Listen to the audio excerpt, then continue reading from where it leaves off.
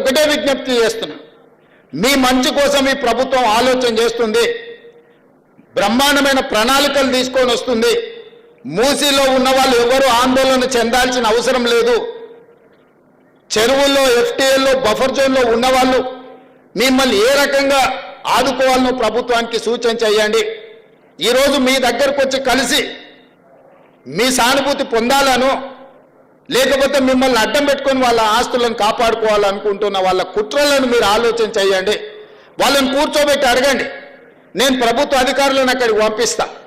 అక్కడ ఉన్న ఇండ్లున్న వాళ్ళను, ఇండ్లు కోల్పోతున్న వాళ్ళను, మూసీ రివర్ బెడ్లో ఉన్న వాళ్ళను, మూసీ బఫర్ జోన్లో ఉన్న వాళ్లకు మీరే అధికారులను కూర్చోబెట్టి ఏ నష్టపరిహారం ఇద్దామో సూచన చేయండి. అదే తీర్మానం అసెంబ్లీలో చేద్దాం. మీరు కాళేశ్వరం మింగడానికి 1,00,000 కోట్లు మీ ఒక్క కుటుంబమే మింగింది కదా. ఈ మూసీలో ఉన్న వాళ్ళందరినీ ఆదుకుంటే కూడా 10,000 కోట్లు కావు. ఒకవేళ 10,000 కోట్లు పేదల కోసం ఖర్చు పెట్టడానికి ప్రభుత్వానికి మన దరిద్రం ఉందా? నేను స్పష్టంగా బీఆర్ఎస్ బీజేపీ నాయకులకు సూచన చేస్తున్నా.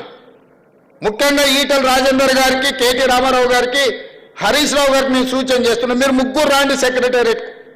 నేను మా ఉప ముఖ్యమంత్రి గారు కూర్చుంటాం. అధికారులు అందరినీ పిలిపిస్తా. ప్రణాళికలన్నీ ప్రజలకు చూపిద్దాం. ప్రజల్ని ఎట్లా ఆదుకుందాం, ఎట్లా బాగు చేద్దామో చెప్పండి. ప్రత్యామ్నాయంగా వాళ్ళకి మంచి ఇల్లు కట్టిద్దామా, లేకపోతే నష్టపరిహారం ఇద్దామా, వాళ్ళు బాగా పనిచేసుకోవడానికి ఉపాధి కల్పిద్దామా, వాళ్ళ పిల్లలు చదువుకోవడానికి మంచి పాఠశాలలు నిర్మిద్దామా, వాళ్ళకి ప్రత్యామ్నాయం ఏం చేద్దామో చెప్పండి. లేదు అంటే ఇట్లనే వదిలేసి మూసేద్దాం, అది కూడా చెప్పండి. చెరువులు పోయి, కుంటలు పోయి, నాలాలు పోయి, మూసి కూడా పోయిందంటే రేపు అనంతగిరి కొండల్లో నుంచి వచ్చే ఈ వరదను, ఈ ఉప్పెనను ఏ రకంగా హైదరాబాద్ నగరం భరిస్తుందో చెప్పండి. ఇవాళ ఎక్కడైనా 1200, 1400 ఫీట్లు బోర్ వేయకుంటే ఎక్కడన్నా నీళ్ళు వస్తున్నాయా? మరి హైదరాబాద్ నగరం మొత్తం కాంక్రీట్ జంగుల్ అయిపోయింది.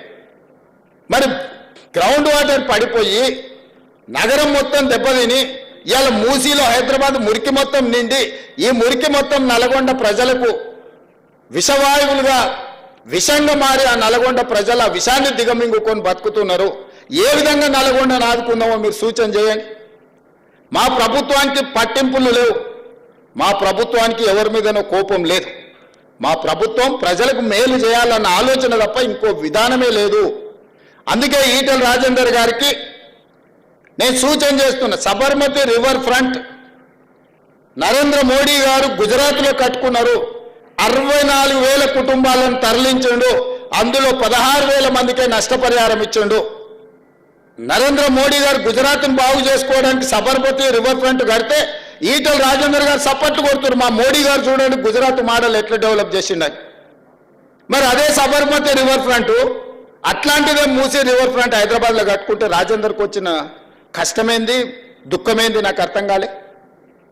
రండి రాజేందర్ గారు, గత ప్రభుత్వంలో జీవోలు ఇచ్చారు. 2019లో మూసీలో ఉన్న ఆక్రమణలు తొలగించాలని జీవో ఇచ్చారు. మీరు అప్పుడు మంత్రే కదా, మీరు ఆ ప్రభుత్వంలో మంత్రే కదా.